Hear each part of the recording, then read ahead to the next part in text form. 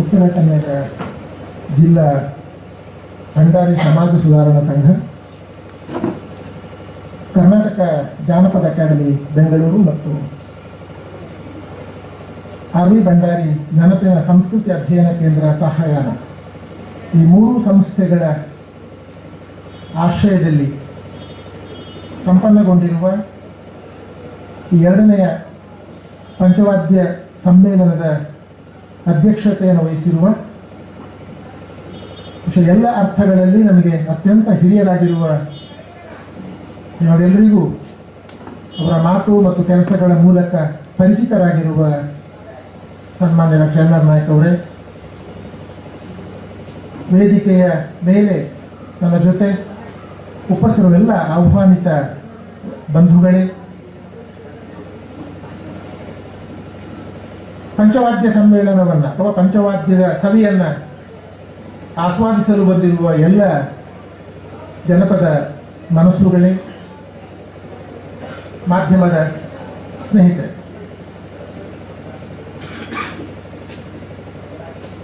ವಿಠಲ್ ಭಂಡಾರಿಯವರ ಪ್ರಾಸ್ತಾವಿಕ ಮಾತುಗಳೇ ಸ್ಪಷ್ಟಪಡಿಸುತ್ತವೆ ಅಥವಾ ಸ್ಪಷ್ಟಪಡಿಸಿದೆ ಈಗಾಗಲೇ. ಇದೊಂದು ಬಹಳ ವಿಶಿಷ್ಟವಾದ ಮತ್ತು ಒಂದು ಮಹತ್ವದ ಒಂದು ಅನನ್ಯವಾದ ಸಮ್ಮೇಳನ ಎಂಬುದನ್ನು. ಬಹುಶಃ ನಮ್ಮ ನಾಡಿನ ಒಂದು ಗುಣ, ಒಂದು ವೈಶಿಷ್ಟ್ಯ ಏನು ಅಂತಂದ್ರೆ, ಕಲೆಗಳಿಲ್ಲದ ಸಮುದಾಯಗಳಿಲ್ಲ ನಮ್ಮಲ್ಲಿ.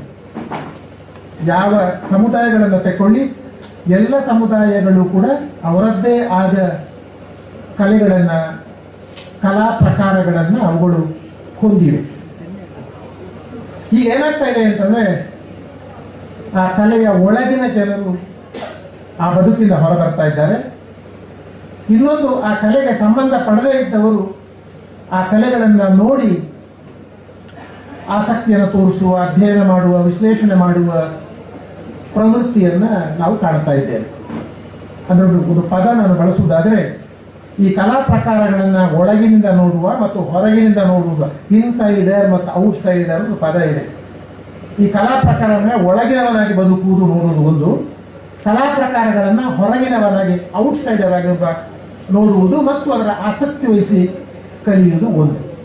ಬಹುಶಃ ಇವತ್ತಿನ ಸಂದರ್ಭದಲ್ಲಿ ನಾನು ಮೊದಲಿಗೆ ಹೇಳಬೇಕಾದದ್ದು, ಈ ಕಲೆಗಳನ್ನು, ಪಂಚವಾದ್ಯ ಇರಬಹುದು, ಯಾವುದೇ ಕಲೆಗಳಿರ್ಬೋದು, ನಾವು ಇದನ್ನು ಒಳಗಿನವನಾಗಿ ಅಂದರೆ ಕಲಾ ಪ್ರಪಂಚದ ಒಳಗಿನವರಾಗಿ ಮತ್ತು ಅದರ ಹೊರಗಿನವರಾಗಿ ಈ ಎರಡೂ ನೆಲೆಗಳಲ್ಲಿ ನಿಂತು ಈ ಕಲಾ ಪ್ರಕಾರಗಳನ್ನು ಬೆಳೆಸಬೇಕಾದದ್ದು ಅತ್ಯಂತ ಅಗತ್ಯ ಅಂತ ನಾನು ಭಾವಿಸಿದ್ದೇನೆ. ಅದಕ್ಕೆ ಪೀಠಿಕೆಯಾಗಿ, ಒಂದು ಪೂರ್ವಭಾವಿಯಾಗಿ, ಒಂದು ಸಿದ್ಧತೆಯಾಗಿ, ಒಂದು ಚೌಕಟ್ಟಾಗಿ ಈ ಸಮ್ಮೇಳನ ನಡೀತಾ ಇದೆ ಅಂತ ನಾನು ಭಾವಿಸಿಕೊಂಡಿದ್ದೇನೆ. ನಮ್ಮದು ಏನಿದ್ರು ಮಾತಿನ ವಾದ್ಯ ಇದೆ, ನಿಜವಾಗಿ ಪಂಚವಾದ್ಯ ಮತ್ತೆ ಬರ್ತದೆ. ನಾವು ಊದುವ ಶಂಕ ಊದುವುದು ಹೇಳ್ತಾರೆ ನೋಡಿ, ಓದುವ ವಾದ್ಯ ಊದುವುದು ಅಂತ. ಹಾಗಾಗಿ ನನ್ನ ಮಾತುಗಳು ಮುಂದಿನ ಪಂಚವಾದ್ಯದ ಸೊಗಸನ್ನು ತರೋದಿಲ್ಲ. ಹಾಗಾಗಿ ನನಗೆ ಗೊತ್ತು ನಾನು ಹೆಚ್ಚು ಮಾತಾಡಬಾರ್ದು ಅಂತ ಅರ್ಥ ಅದರದ್ದು. ನೀವೆಲ್ಲ ಬಂದಿರೋದು ಪಂಚವಾದ್ಯದ ಸವಿಯನ್ನು ಸವಿಯುವುದಕ್ಕೆ. ಆದರೆ ಅದರ ಸವಿಯನ್ನು ನಾವು ಸ್ವಲ್ಪ ನಮ್ಮ ಎದೆಯ ಒಳಗೆ ಹೇಳ್ಕೊಳ್ಬೇಕಾದ್ರೆ ಸ್ವಲ್ಪ ಮಾನಸಿಕವಾದ, ಬೌದ್ಧಿಕವಾದ ಸಿದ್ಧತೆ ಕೂಡ ನಮ್ಮಲ್ಲಿ ಬೇಕಾಗ್ತದೆ ನೆಲೆಯಿಂದ ಈ ವಿದ್ವಾಂಸರನ್ನು ಅಥವಾ ಈ ಉದ್ಘಾಟನಾ ಸಮಾರಂಭವನ್ನು ಸಾಮಾನ್ಯವಾಗಿ ಆಯೋಜಿಸ್ತಾರೆ. ಈ ಪಂಚವಾದ್ಯ ಸಮ್ಮೇಳನದ ಇತಿಹಾಸದ ಕಡೆಗೆ ಸ್ವಲ್ಪ ನಾನು ನಿಮ್ಮ ಗಮನ ಸೆಳೆಯುವುದ, ನನಗೆ ಗೊತ್ತಿರುವ ಹಾಗೆ ಒಂದು ಮಾತು ಸ್ಪಷ್ಟ, ಕರ್ನಾಟಕದ ದೇಶದ ಅಥವಾ ನಾವು ನಿರ್ದಿಷ್ಟವಾಗಿ ಕರ್ನಾಟಕವನ್ನೇ ಇಟ್ಟುಕೊಂಡ್ರೂ ಕೂಡ ಕರ್ನಾಟಕದ ಎಲ್ಲ ಭಾಗಗಳಲ್ಲಿ ಎಲ್ಲ ಸಮುದಾಯಗಳಲ್ಲಿಯೂ ಕೂಡ ವಾದ್ಯಗಳಿವೆ. ಅದರ ಪಂಚವಾದ್ಯ ಯಾವುದು ಎನ್ನುವುದರ ಬಗ್ಗೆಯೂ ಕೂಡ ಚರ್ಚೆಗಳಿದ್ದರೂ ಕೂಡ ಸಾಮಾನ್ಯ 5 ಬಗೆಯ ವಾದ್ಯಗಳನ್ನು ಪಂಚವಾದ್ಯ ಅಂತ ಸೇರಿಸ್ತಾರೆ. ಇಲ್ಲೇ ಹೇಳುವ ಹಾಗೆ ಪಠ್ಯ ಕೊಡ್ತಾರೆ. ಇಲ್ಲಿ ದೋಳು, ತಾಸ್ಮೋರು, ತಾಸೆ ಅಂತ ನಮ್ಮ ಕಡೆ ಹೇಳ್ತಾರೆ ಬಹುಶಃ, ಶ್ರುತಿ, ತಾಳ ಮತ್ತು ಮೌರಿ ಈ 5 ಪಂಚವಾದ್ಯ ಅಂತ. ಇದರಲ್ಲಿ ಕೆಲವು ವ್ಯತ್ಯಾಸಗಳು ಇರಬಹುದು. ಬಹುಶಃ ಈ ಪಂಚವಾದ್ಯಗಳ ಅಧ್ಯಯನ ಇದು 2ನೇ ಸಮ್ಮೇಳನ ಅಂದ್ರೆ 10ರಲ್ಲಿ ಆಗಿತ್ತು ಅಂತ ನನಗೆ ಗೊತ್ತಿರುವ ಹಾಗೆ. ಶಾಂತಿನಾಯಕರು ಗೊತ್ತಿದೆ, NR ನಾಯಕರು ಗೊತ್ತಿದೆ. ಉಡುಪಿಯಲ್ಲಿ 2003ರಲ್ಲಿ ಮಾರ್ಚ್ 7, 8, 9 ನನ್ನ ನೆನಪಿನ ಪ್ರಕಾರ 3 ದಿವಸಗಳ ಕಾಲ ಒಂದು ಕರಾವಳಿ ಜನಪದ ವಾದ್ಯಗಳ ಒಂದು ದಾಖಲಾತಿ, ಪ್ರಾತ್ಯಕ್ಷಿಕೆ ಮತ್ತು ದಾಖಲಾತಿ ಸಮ್ಮೇಳನ ನಡೆಯಿತು. 3 ದಿವಸಗಳ ಕಾಲ ಕರಾವಳಿ ಜನಪದ ವಾದ್ಯಗಳ ಒಂದು ಸಮ್ಮೇಳನ. ಸುಮಾರು 44 ತಂಡಗಳಲ್ಲಿ ಭಾಗವಹಿಸಿತ್ತು. ಸುಮಾರು 170ರಷ್ಟು ಕಲಾವಿದರು ಅದರಲ್ಲಿ ಬೇರೆ ಬೇರೆ ವಾದ್ಯಗಳನ್ನು, ಅದು ಚರ್ಮವಾದ್ಯಗಳಿರಬಹುದು ಅಥವಾ ಊದುವ ವಾದ್ಯಗಳಿರಬಹುದು, ಅಂದರೆ ಬಾರಿಸುವ, ನಾವು ಸಾಮಾನ್ಯ ನುಡಿಸುವುದು ಅಂತ ಹೇಳುವುದು, ವಾದ್ಯಗಳನ್ನು ನುಡಿಸಬೇಕಂತೆ, ಬಾರಿಸುವುದಲ್ಲ. ನಾವು ಸಾಮಾನ್ಯ ಚೆಂಡೆ ಬಾರಿಸುವುದು ಅಂತ, ನಿಜವಾಗಿ ಅದರಲ್ಲಿ ನುಡಿಸಬೇಕು ಅಂತ ಅರ್ಥ. ಅದು ಮಾತನಾಡಬೇಕು ಅಂತ, ಆ ಹಾಡಬೇಕು. ಚೆಂಡೆ ಯಾವುದೇ ನಾದ, ಯಾವುದೇ ವಾದನ, ಅದು ಹಾಡುವ ವಾದನ, ಅದು ನುಡಿಯುವ ವಾದನ ಅದು. ಆದರೆ ಕೆಲವರ ನೋಡಿದರೆ ಅವ್ರು ನುಡಿಸುವುದಲ್ಲ. ಮತ್ತೆ ಬಗೆಗೆ ತುಂಬ ಚರ್ಚೆಗಳಾಗಿದ್ದು ನನ್ನ ಓದಿದ ನೆನಪಿನ ಪ್ರಕಾರ ಈಶ್ವರಯ್ಯವರು, ವಿವೇಕರಯ್ಯವರು, ಅಮರಸ್ವಾಮೀಶ್ವರು, NR ನಾಯಕ್ ಅವರೆಲ್ಲ ತುಂಬ ಒಳ್ಳೆಯ ಆಲೋಚನೆಗಳನ್ನು ಅಲ್ಲಿ ಹಂಚಿಕೊಂಡಿದ್ದು. ಈ ಥರದ ಜನಪದ ವಾದ್ಯಗಳನ್ನು ಅಥವಾ ಪಂಚವಾದ್ಯಗಳನ್ನು ನಾವು ಹೇಗೆ ಮುಂದಿನ ಜನಾಂಗಕ್ಕೆ ದಾಟಿಸುವುದು ಅಂತ. ಇದು ಯಾವತ್ತು ಜನಪದ ಕಲೆಗಳಿಗೆ, ಜನಪದ ಪ್ರಕಾರಗಳಿಗಿರುವ ಬಹಳ ದೊಡ್ಡ ಸಮಸ್ಯೆ ಮತ್ತು ಸವಾಲು. ಈ ಯಾವುದೇ ಒಂದು ಜನಪದ ಪ್ರಕಾರವನ್ನು ಅಥವಾ ಜನಪದ ವಾದ್ಯ ಪ್ರಕಾರಗಳನ್ನು, ಈ ಥರದ ಪಂಚವಾದ್ಯಗಳನ್ನು ಮುಂದಿನ ತಲೆಮಾರಿಗೆ ದಾಟಿಸುವುದು ಹೇಗೆ, ಅದರ ಕುರಿತ ಹಾಗೆ ತುಂಬ ಗಂಭೀರವಾಗಿ ವಿಠಲ್ ಭಂಡಾರಿ ಯೋಚನೆ ಮಾಡ್ತಾ ಇದ್ದಾರೆ. ನಿಮಗೆ RV ಭಂಡಾರಿ ನೆನಪಿಸಿಕೊಳ್ಳಲಿಕ್ಕೆ ಈ ಸಂದರ್ಭದಲ್ಲಿ ಬಹುಶಃ ಅವರು ಬಹಳ ಪ್ರಗತಿಶೀಲ ಲೇಖಕರು. ಅವರನ್ನು ಬಂಡಾಯದ ಮುಂಚೂಣಿಯ ಲೇಖಕರು ಅಂತ ಗುರುತಿಸಿ. ಇಲ್ಲಿ ಬಂಡಾಯ ಅಂತಂದ್ರೆ ನಮಗೆ ಕೆಲವು ತಪ್ಪು ಅಭಿಪ್ರಾಯ ಉಂಟು. ಬಂಡಾಯ ಅಂದರೆ ಅದು ಎಲ್ಲ ವಿರುದ್ಧ ಹೋಗುವುದಲ್ಲದು. ಪರಂಪರೆಯನ್ನ, ಹಳೆಯದನ್ನ ಹೊಸ ಬಗೆಯಲ್ಲಿ, ಹೊಸ ಕ್ರಮದಲ್ಲಿ, ಹೆಚ್ಚು ಅರ್ಥಪೂರ್ಣವಾಗಿ, ಹೆಚ್ಚು ಪ್ರಸ್ತುತವಾಗಿ ಹಾಗೆ ಮಾಡಬೇಕು ಅಂತ ಆಲೋಚಿಸುವ ಕ್ರಮವೇ ಬಂಡಾಯದ ಕ್ರಮ. ಹೊಸ ಬಗೆಯಲ್ಲಿ ಆಲೋಚಿಸುವ ಕ್ರಮ ನಮ್ಮಲ್ಲಿ ತಪ್ಪು. ಅವರು ಭಯಂಕರ ಬಂಡಾಯ ಅಂದರೆ ಬಹಳ ಕ್ರಾಂತಿಕಾರಿ ಅಂತ ಎಲ್ಲೋ, ಹಾಗಲ್ಲ. ಅದು ಬಂಡಾಯದ ಅದು ಮನೋಧರ್ಮ, ಅದೊಂದು ಆಲೋಚನಾ ಕ್ರಮ, ಅದು ಒಂದು ಆಲೋಚನಾ ವಿನ್ಯಾಸ ಅದು. ಹಾಗಾಗಿ ಅಂತಹ RV ಭಂಡಾರಿಯವರ ಒಂದು ನೆನಪಿನಲ್ಲಿ ಈ ಸಹಾಯನ, ಈ ಸಂಸ್ಥೆ ಏನಿದೆ ಅದು ಕಲೆಗಳ ಕುರಿತ ಹಾಗೆ, ಕಲಾವಿದರ ಕುರಿತ ಹಾಗೆ ಹೊಸ ಬಗೆಯಲ್ಲಿ ಆಲೋಚಿಸುವ ಈ ಪ್ರಯತ್ನ ಏನಿದೆ ಇದು ಬಹಳ ಮುಖ್ಯವಾದದ್ದು ಅಂತ ನಾನು ಭಾವಿಸಿಕೊಂಡಿದ್ದೇನೆ. ಹಾಗಾಗಿ ಮೊದಲಾಗಿ ಸವಿಯಾನ ಮತ್ತು ಅವರನ್ನು ಸಪೋರ್ಟ್ ಮಾಡಿದ, ಅವರನ್ನು ಬೆಂಬಲಿಸಿದಂತಹ, ಅವರ ಸಹಾಯಕ್ಕೆ ನಿಂತ ಎಲ್ಲ ಸಂಘ ಸಂಸ್ಥೆಗಳನ್ನು ಒಂದು ಉದ್ಘಾಟಕರ ನೆಲೆಯಲ್ಲಿ ನಾನು ಅಭಿನಂದಿಸುವ ನನ್ನ ಕರ್ತವ್ಯ ಅಂತ ನಾನು ಭಾವಿಸ್ತೇನೆ. ತಮ್ಮೆಲ್ಲರ ಪರವಾಗಿ ಈ 3 ಸಂಸ್ಥೆಗಳಿಗೆ ಮತ್ತು ಈ ಥರದ ಒಂದು ಹೊಸ ಪರಂಪರೆಯನ್ನ ಸೃಷ್ಟಿ ಮಾಡುತ್ತಿರುವ ವಿಠಲ್ ಭಂಡಾರಿ ಅವರನ್ನ, ಅವರ ಬಳಗದವರನ್ನ ತಮ್ಮೆಲ್ಲರ ಪರವಾಗಿ ನಾನು ಅಭಿನಂದಿಸ್ತಾ ಇದ್ದೇನೆ. ಬಹಳ ವಿಸ್ತಾರ ನಾನು ಮಾತಾಡಲ್ಲ. ನಮ್ಮಲ್ಲಿ ಒಂದು ಆವರಣ, ಒಂದು ಸಂದರ್ಭ ಅನ್ನೋದು ಪದ ಇದೆ, ಕಾಂಟೆಕ್ಸ್ಟ್ ಅಂತ ಹೇಳ್ತೇವೆ ನಾವು. ಒಂದು ಸಂದರ್ಭ. ಈಗ ಆಚರಣೆಗೆ ಒಂದು ಸಂದರ್ಭ ಇದೆ, ಆರಾಧನೆಗೆ ಒಂದು ಸಂದರ್ಭ ಇದೆ, ಮದುವೆಗೆ ಒಂದು ಮುಹೂರ್ತ, ಒಂದು ಸಂದರ್ಭ ಇದೆ.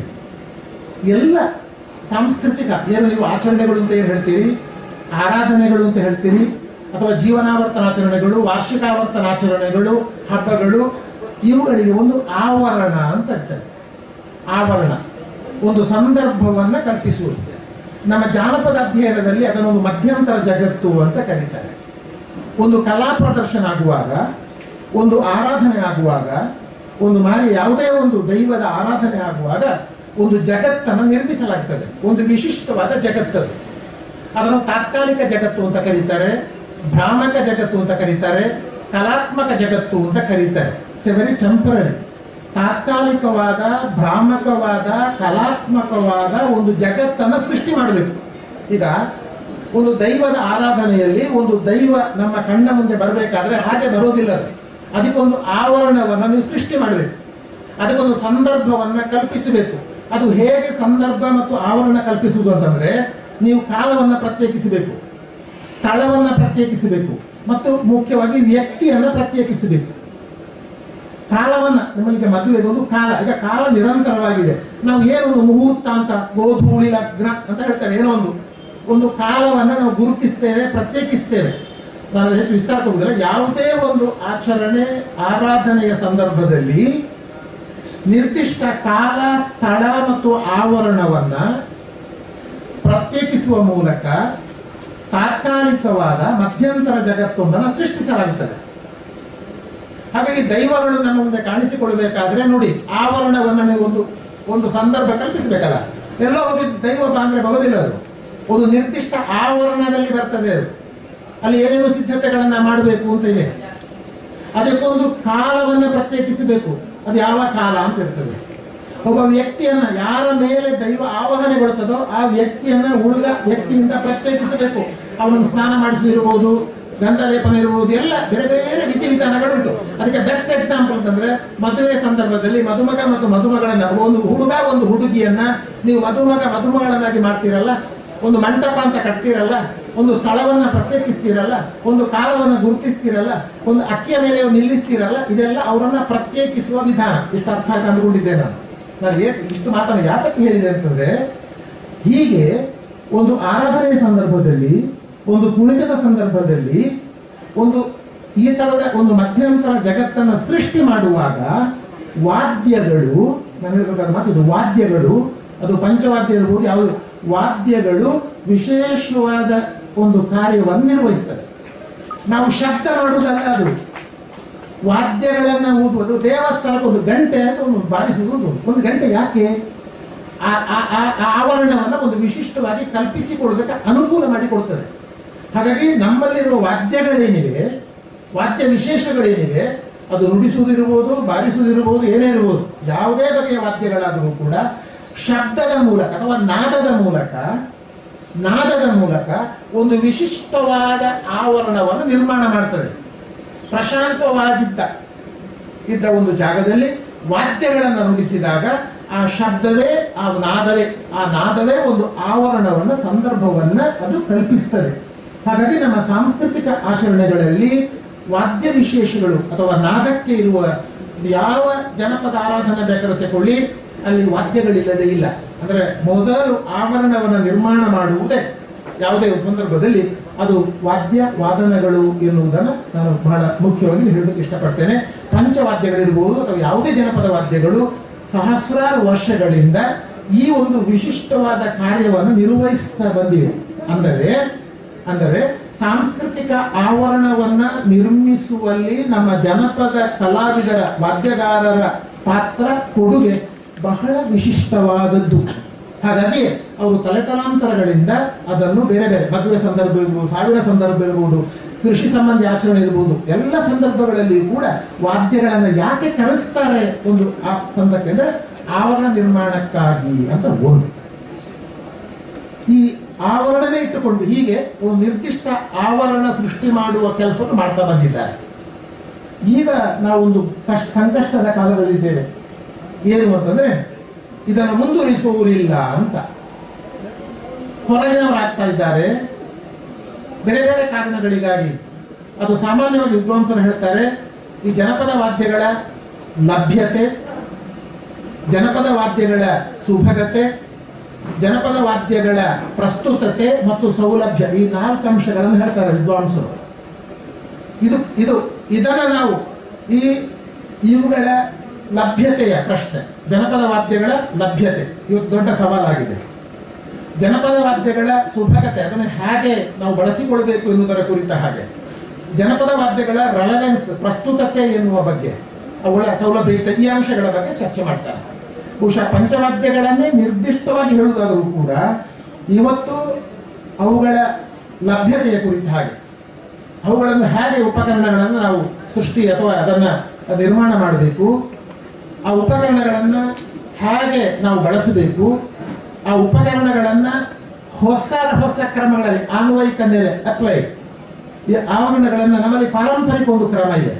പക്ഷെ ತಮಗೆಲ್ಲ ಗೊತ್ತಿರುವ ಹಾಗೆ ಇದು ಬಹಳ ದೊಡ್ಡ ಸವಾಲಿದು. ನೀವು ಯಾವುದೇ ಕಲೆಯನ್ನಾದರೂ ಕೂಡ ಪರಂಪರೆಯ ಜೊತೆಗೆ ಪರಂಪರೆಯ ಬೇರುಗಳನ್ನು ಇಟ್ಟುಕೊಂಡು ಪರಂಪರೆಯ ಸ್ಪರ್ಶವನ್ನೇ ಇಟ್ಟುಕೊಂಡು ನೀವು ಅದನ್ನು ಆಧುನಿಕತೆಗೆ ಅದನ್ನು ಬಗ್ಗಿಸಿಕೊಳ್ಳದೆ ಹೋದರೆ, ಅದನ್ನು ಆಧುನಿಕತೆಯ ಕಾಲಘಟ್ಟಕ್ಕೆ ಹೊಂದಿಸಿಕೊಳ್ಳದೆ ಹೋದರೆ ಯಾವುದೇ ಕಲಾಪ್ರಕಾರ ಉಳಿಸಿಕೊಳ್ಳುವುದು ಅದು ಕಷ್ಟ. ಇದು ತುಂಬಾ ಸೂಕ್ಷ್ಮವಾಗಿ ಆಲೋಚನೆ ಮಾಡಬೇಕಾದ ಕೆಲಸ. ಒಂದು ಸಂಸ್ಕೃತಿಯ ಕಳಚಿ ಮಾಡುವುದು ಒಂದು, ಸಂಸ್ಕೃತಿಯ ಬೇರುಗಳನ್ನೇ ಇಟ್ಟುಕೊಂಡು ಆ ಕಲಾ ಪ್ರಕಾರದ ಶಕ್ತಿಯನ್ನು ಒಂದು ನೆನಪಿಟ್ಟುಕೊಳ್ಬೇಕು. ನಾವು ಏನು ನೆನಪಿಟ್ಟುಕೊಳ್ಬೇಕು ಅಂತಂದ್ರೆ, ನಮ್ಮಲ್ಲಿ ನಾವು ಒಂದೊಂದು ಕುಣಿತವನ್ನ ಒಂದೊಂದು ಕಲಾ ಪ್ರಕಾರವನ್ನ ಇನ್ನೊಂದರಲ್ಲಿ ತುಲನೆ ಮಾಡಿ ಅದು ಶ್ರೇಷ್ಠ, ಇದು ಕನಿಷ್ಠ, ಅದು ಒಳ್ಳೆಯದು, ಇದು ಕೆಟ್ಟದ್ದು, ಇದು ಬೇಕು, ಇದು ಬೇಡ. ಇದು ಅತ್ಯಂತ ಅಪಾಯಕಾರಿಯಾದ ಮನೋಪ್ರವೃತ್ತಿ. ಇದು ಕಲೆಗಳನ್ನ ಕಲಾ ಪ್ರಕಾರಗಳನ್ನ ಅದಕ್ಕೆ ನಾನು ಯಾವಾಗಲೂ ಹೇಳಿಕ್ಕುಂಟು, ಈ ತರದ ಕಲಾ ತಂಡಗಳ ನಡುವಿನ ಸ್ಪರ್ಧೆಯಲ್ಲೇ ನಾನು ವೈಯಕ್ತಿಕವಾಗಿ ಇಷ್ಟಪಡುದು. ನಾನು ಪ್ರದರ್ಶನ ಇಷ್ಟಪಡ್ತೇನೆ. ನೀವು ಅವಕಾಶಗಳನ್ನ ಕೊಡಿ, ಯಾವುದೇ ತಂಡಕ್ಕೆ ಪ್ರದರ್ಶನಗಳನ್ನ ಕೊಡಿ. ಒಂದು ತಂಡ ನಿಮಗೆ ಕಾಣಬಹುದು, ಒಮ್ಮೆಗೆ ಇದು ನೀವು ಅದನ್ನ ಆಗಲೇ ತುಲನೆ ಮಾಡಿ ಇದು ಇದು ಕೆಟ್ಟದ್ದಾಗಿ ಅಂತ ಹೇಳಿದ್ರೆ ನೀವೇನ್ ಮಾಡ್ತೀರಿ, ಬಹುತ್ವವಾಗಿ ಬಹುರೂಪವಾಗಿ ಬೆಳಿಬೇಕಾದ ಕಲಾ ಕುಣಿತಗಳನ್ನೆಲ್ಲ ಏಕರೂಪಕ್ಕೆ ಇಳಿಸಿ ಬಿಡ್ತೀರಿ. ಇದು ಬಹಳ ಅಪಾಯಕಾರಿಯಾದ ಒಂದು ಪ್ರವೃತ್ತಿ. ಇರಲಿ, ನಾನು ಹೇಳಬೇಕಾದ ಮಾತು ಏನು ಅಂತಂದ್ರೆ, ಇವತ್ತು ನಾವು ಕಲೆಯನ್ನ ನಾವು ಮಾಡುವಾಗ ಇದನ್ನ ಪ್ರದರ್ಶನಕ್ಕೆ ವಿಶೇಷವಾದ ಮಹತ್ವವನ್ನು ಕೊಟ್ಟಿದ್ದಾರೆ. ಸುಮಾರು 12 ತಂಡಗಳು ಇವತ್ತು ಪ್ರದರ್ಶನವನ್ನು ಕೊಡ್ತಾರೆ. ಆಗ ನಿಮಗೆ ಅನ್ನಿಸ್ಬೋದು, ನೀವು ನೋಡಬೇಕಾದದ್ದು ಒಂದನ್ನೊಂದು ವಿರೋಧದ ನೆಲೆಯಲ್ಲಿ ಅಲ್ಲ. ದಯವಿಟ್ಟು ಗಮನಿಸಿ, ನೀವು ನೋಡಬೇಕಾದದ್ದು ಒಂದಕ್ಕಿಂತ ಇನ್ನೊಂದು ಹೇಗೆ ಭಿನ್ನ ಎನ್ನುವುದನ್ನು ನೋಡಬೇಕು. ಇದು ಹೇಗೆ ಅದಕ್ಕಿಂತ ಡಿಫರೆಂಟ್ ಅಂತ ನೀವು, ಇದು ಬಹಳ ಬಹಳ ಬಹಳ ಸೂಕ್ಷ್ಮ ಸಂಗತಿ. ಇದು ನೀವು ಒಂದನ್ನು ಇನ್ನೊಂದಕ್ಕಿಂತ ವಿರೋಧದ ನೆಲೆಯಲ್ಲಿ ನಿಂತರೆ ಅದು ಬಹಳ ಅಪಾಯಕಾರಿ. ಒಂದಕ್ಕಿಂತ ಇನ್ನೊಂದು ಭಿನ್ನ ಅಂತ ನಿಂತರೆ ನಿಮಗೆ ಅದನ್ನ ಬಹುಮುಖ ನೆಲೆಗಳಲ್ಲಿ ಆಸ್ವಾದನೆ ಮಾಡಲಿಕ್ಕೆ ಸಾಧ್ಯ ಆಗ್ತದೆ. ಹಾಗಾಗಿ ಸುಮಾರು 12 ತಂಡಗಳ ಪ್ರದರ್ಶನವನ್ನ ಈ ಮನೋಭೂಮಿಕೆಯಿಂದ ನೀವು ನೋಡಬೇಕು. ಇದು ಒಂದಕ್ಕಿಂತಗಳ ಪ್ರದರ್ಶನವನ್ನ ಈ ಮನೋಭೂಮಿಕೆಯಿಂದ ನೀವು ನೋಡಬೇಕು. ಇದು ಒಂದಕ್ಕಿಂತ ಹೇಗೆ ಭಿನ್ನವಾಗಿದೆ, ಇದು ಒಂದು. ಇನ್ನೊಂದು, ಇದರ ಹೊಸ ಸಾಧ್ಯತೆಗಳೇನು ಅಂತ. ಈ 3-4 ತಂಡಗಳನ್ನ ಅದರ ಅತ್ಯುತ್ತಮ ಅಂತ ನೀವು ಹೇಳುವುದಾದ್ರೆ, ಅಥವಾ ಅದನ್ನು ಸಹಯೋಗ, ಅದನ್ನು ಸಂಯೋಜನೆಗೊಳಿಸುವುದು ಅಂದ್ರೆ ಹೇಗೆ ಗೊಳಿಸಬಹುದು, ಹೊಸ ಸಂದರ್ಭಗಳನ್ನು ಹೇಗೆ ಕಲ್ಪಿಸಬಹುದು, ಅದಕ್ಕೆ ಹೊಸ ಆವಿಷ್ಕಾರಗಳನ್ನು ಹೇಗೆ ಕೊಡಬಹುದು, ಹೊಸ ಶಕ್ತಿಯನ್ನು ಹೇಗೆ ತುಂಬಬಹುದು. ಇದು ಕಲಾ ವಿಮರ್ಶಕರು, ಕಲೆಯ ಕ್ಷೇತ್ರದಲ್ಲಿ ಕೆಲಸ ಮಾಡ್ತಾ ಬಂದವರು ಮಾಡಿದ ಕೆಲಸ ಇದು. ನೀವು ಒಬ್ಬ ಕಾರಂತ ಇರಬಹುದು, ಶಿವರಾಮ ಕಾರಂತ ಇರಬಹುದು, ಒಬ್ಬ ಶಂಭುಗಳು ಇರಬಹುದು, ಒಂದು ಆಯುಷ್ಯವನ್ನು ಕಳೀತಾರೆ ಅವರು. 40 ವರ್ಷ 50 ವರ್ಷ ಕೆಲಸ ಮಾಡಿ, ಯೋಚನೆ ಮಾಡಿ ನೀವು, ಒಂದು 50,000-60,000 ಪ್ರದರ್ಶನಗಳನ್ನ ಕೊಟ್ಟ ಒಬ್ಬ ಶಂಭುಗಳಿವರು ಕೊನೆಗೆ ಯೋಚನೆ ಮಾಡ್ತಾರೆ, ಇದರಲ್ಲಿ ಇಂಥ ಶಕ್ತಿಗಳಿವೆ ಅಂತ, ಇದನ್ನು ಹೀಗೆ ನಾವು ಬಳಸಿಕೊಳ್ಳಬಹುದು, ಇದನ್ನು ಹೀಗೆ ನಾವು ಬೆಳೆಸಬಹುದು ಅಂತ.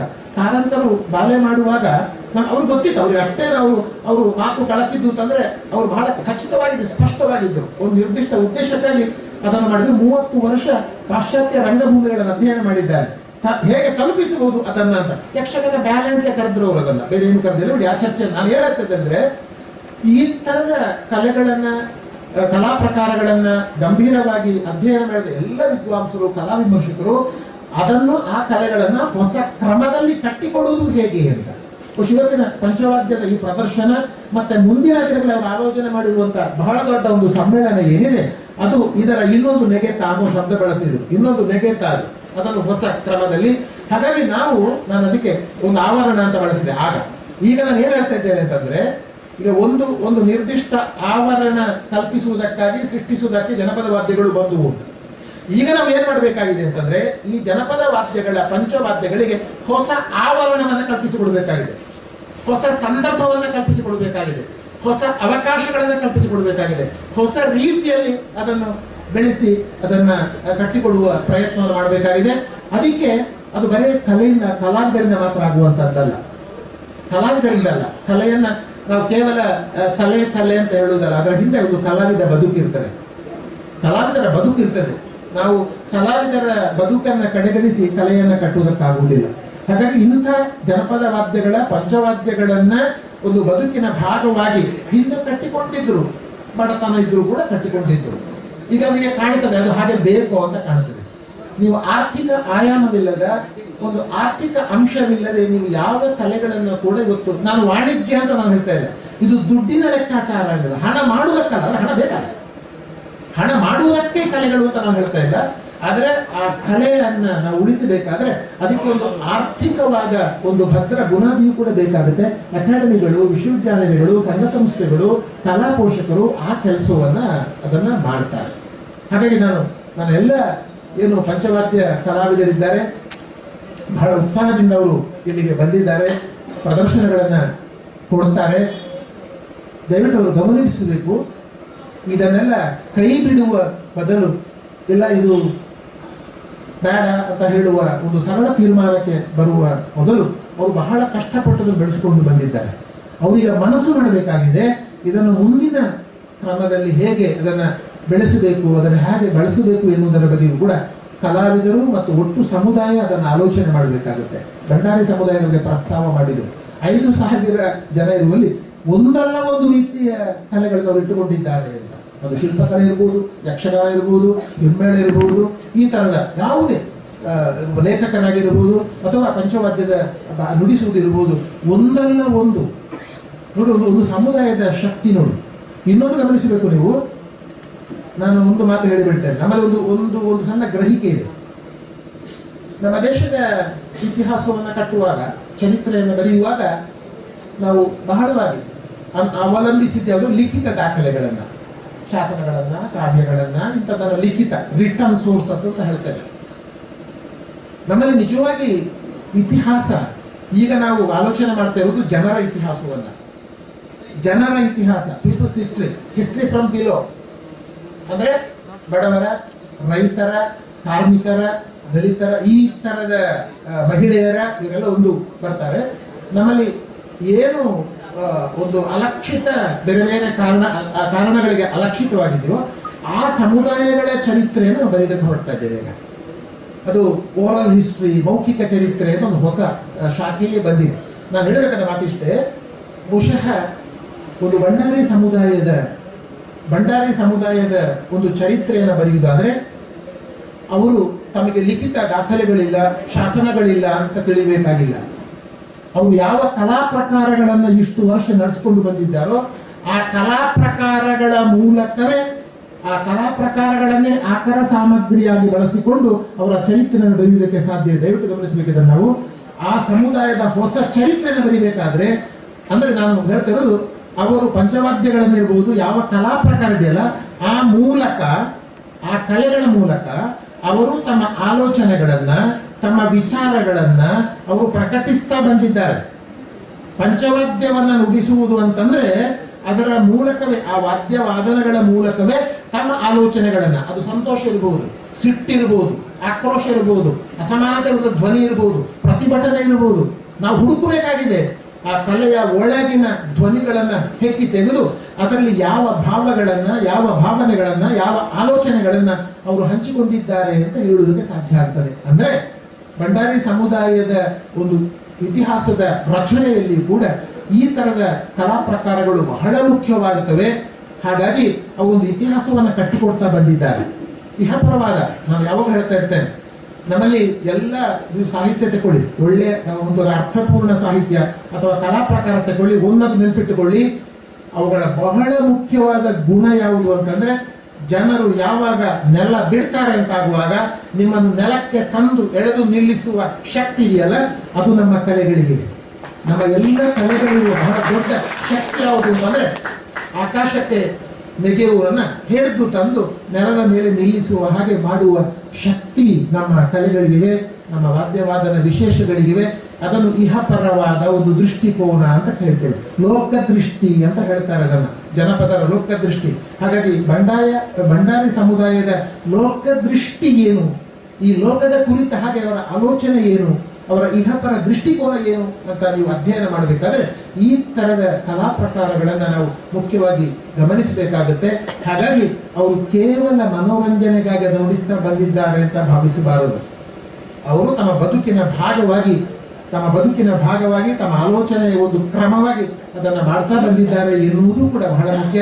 ಹೀಗೆ ನೀವು ಆಲೋಚನೆ ಮಾಡಿದರೆ ಈ ಕಲಾ ಪ್ರಕಾರಗಳು ಬಹಳ ಮುಖ್ಯ ಆಗ್ತವೆ, ನಮಗೆ ಬಹಳ ಮುಖ್ಯ. ನೀವು ಮನೋರಂಜನೆಗೆ ಬೇರೆ ಕೆಲಸ ಇಲ್ಲ ಅಂತ ನಮ್ಮದೊಂದು ಬಹಳ ಗ್ರಹಿಕೆ ಇತ್ತು ಹಿಂದೆ.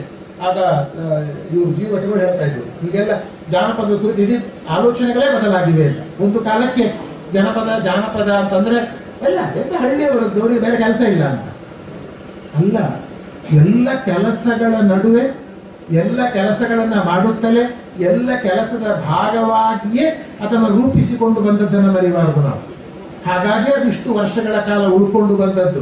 ಕೇವಲ ಮನೋರಂಜನೆಗಾದ್ರೆ ಅದು ಯಾವುದು ಉಳ್ಕೊಂಡು ಬರ್ತಿರ್ಲಿಲ್ಲ ಅಂತ. ಸೊ ಇಷ್ಟು ಅಂಶಗಳನ್ನು ಈ ಸಂದರ್ಭ ಪ್ರಸ್ತಾವಿಸಿ, ಹಾಗಾಗಿ ಈ ವಾದ್ಯಗಳು ನಮ್ಮ ಸಾಂಸ್ಕೃತಿಕ ವಲಯದಲ್ಲಿ ಆವರಣವನ್ನ, ಒಂದು ಸಾಂಸ್ಕೃತಿಕ ಆವರಣವನ್ನ ಸೃಷ್ಟಿಸುವಲ್ಲಿ ನಿರ್ಣಾಯಕ ಪಾತ್ರವನ್ನು ವಹಿಸಿವೆ ಮತ್ತು ಎಲ್ಲ ಕಲಾ ಪ್ರಕಾರಗಳಿಗೆ ಪಂಚವಾದ್ಯಗಳು ಸೇರಿದಂತೆ ಅವುಗಳಿಗೆ ಹೊಸ ಆವರಣವನ್ನು ನಾವು ಕಲ್ಪಿಸಿಕೊಳ್ಬೇಕಾಗುತ್ತೆ. ಅವುಗಳ ಲಭ್ಯತೆಯ ಬಗ್ಗೆ, ಅವುಗಳ ಹೊಸ ರೀತಿಯ ಬಳಕೆಯ ಬಗೆಗೆ, ಅವುಗಳ ಆಧುನಿಕತೆಯ ಕುರಿತ ಹಾಗೆ ನಾವೆಲ್ಲರೂ ಯೋಚನೆ ಮಾಡಬೇಕು. ಬಹುಶಃ ಅಂತ ಒಂದು ಗಂಭೀರವಾದ ಕೆಲಸವನ್ನ ಆ ಅರ್ಥದಲ್ಲಿ ಇದು ಪಂಚವಾದ್ಯಗಳ ಕುರಿತ 3ನೇ ಸಮ್ಮೇಳನ. ಒಂದು 2003ರಲ್ಲಾಯಿತು, 2010ರಲ್ಲಿ ಅವರು ಮಾಡಿದ್ದಾರೆ. ಇದೀಗ ಮತ್ತೆ ಸುಮಾರು 13 ವರ್ಷ ಒಂದು ಅರ್ಥದಲ್ಲಿ ನಂತರ 2016ರಲ್ಲಿ ಈಗ ಮತ್ತೆ ಪಂಚವಾದ್ಯ ಸಮ್ಮೇಳನ ಅಂದರೆ ಜನಪದ ವಾದ್ಯಗಳ ಒಂದು ಸಮ್ಮೇಳನ ನಡೀತದೆ. ಬಹುಶಃ ಆ ಅರ್ಥದಲ್ಲಿ ಕರಾವಳಿ ಕರ್ನಾಟಕದ ಜನಪದ ವಾದ್ಯಗಳ ಕುರಿತ ಈ ಕೆಲಸ ಇದರ ಅಕಾಡೆಮಿ ಕೂಡ ಗಮನಿಸಬಹುದು. ನನಗೆ ಗೊತ್ತಿಲ್ಲ, ಉತ್ತರ ಕರ್ನಾಟಕದಲ್ಲಿಯೂ ಕೂಡ ಸಾಕಷ್ಟು ಇದ್ದಾವೆ. ಎಷ್ಟರ ಮಟ್ಟಿಗೆ ಅದು ಪ್ರಾತ್ಯಕ್ಷಿಕೆಗಳು ದಾಖಲಾತಿಗಳು ಆಗಿವೆ ಅಂತ ನನಗೆ ಗೊತ್ತಿಲ್ಲ ಅದು. ಆದರೆ ಕರಾವಳಿ ಭಾಗದಲ್ಲಂತೂ ಕನಿಷ್ಠ 5 ವರ್ಷಗಳಿಗೆ ಒಮ್ಮೆ ಆದರೂ ಕೂಡ ಈ ತರದ ಒಂದು ಪ್ರದರ್ಶನ ಮತ್ತು ದಾಖಲಾತಿ ಪ್ರಾತ್ಯಕ್ಷಿಕೆ ನಡೀತಿರುವುದು ಕೂಡ ಬಹಳ ಬಹಳ ಬಹಳ ಸಂತೋಷದ ಮತ್ತು ನಾವು ಗಮನಿಸಬೇಕಾದ ಒಂದು ಸಂಗತಿ ಅಂತ ಹೇಳ್ತಾ, ಬಹುಶಃ ಆಧುನಿಕ ತಂತ್ರಜ್ಞಾನ ನಮ್ಮ ಕೈಯಲ್ಲಿರುವುದರಿಂದ, ಹೊಸ ಟೆಕ್ನಾಲಜಿ ಆಧುನಿಕ ತಂತ್ರಜ್ಞಾನ ನಮ್ಮ ಕೈಯಲ್ಲಿದೆ. ಇನ್ನು ನಮ್ಮಲ್ಲಿ ಇನ್ನೊಂದು ಸಣ್ಣ ತಪ್ಪು ಅಥವಾ ಒಂದು ಅಭಿಪ್ರಾಯ ಇದೆ.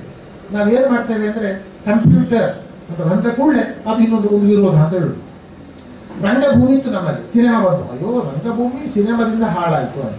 ಸಿನಿಮಾ ದೂರದರ್ಶನ ಬಂತು ಅಂತ, ಟಿವಿ ಸೀರಿಯಲ್ಗಳು ಇದು ಹಾಳಾಯಿತು ಅಂತ ಹೇಳಿ ಆಯಿತು. ಕಂಪ್ಯೂಟರ್ ಬಂತು ಹಾಳಾದರು ಮಕ್ಕಳು ಅಂತ ಹೇಳಿ ಆಯಿತು. ಟೆಲಿಫೋನ್ ಫೋನ್ ಇದ್ದದ್ದು ನಮ್ಮ ಮೊಬೈಲ್ಗಳು ಬಂತು.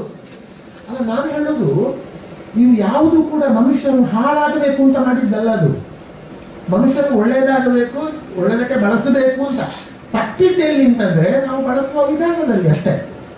ನಾವೇನ್ ಮಾಡ್ತಾ ಇದ್ದೇವೆ, ಒಂದೊಂದು ವಿರೋಧಕ್ಕೆ ಅದಕ್ಕೆ ಇದು ವಿರೋಧ, ಸಿನಿಮಾಕ್ಕೆ ನಾಟಕ ವಿರೋಧ, ನಾಟಕಕ್ಕೆ ಅದು ವಿರೋಧ, ಇದಕ್ಕೆ ಅದು ವಿರೋಧ, ಕಂಪ್ಯೂಟರ್ ಅಲ್ಲ. ನಾವು ಏನ್ ಮಾಡಬೇಕಾಗಿದೆ ಅಂದ್ರೆ ಈ ಎಲ್ಲ ಆಧುನಿಕ ತಂತ್ರಜ್ಞಾನಗಳನ್ನ ನಾವು ರಚನಾತ್ಮಕವಾಗಿ ನಾವು ಬಳಸಿಕೊಳ್ಳಬೇಕಾಗಿದೆ.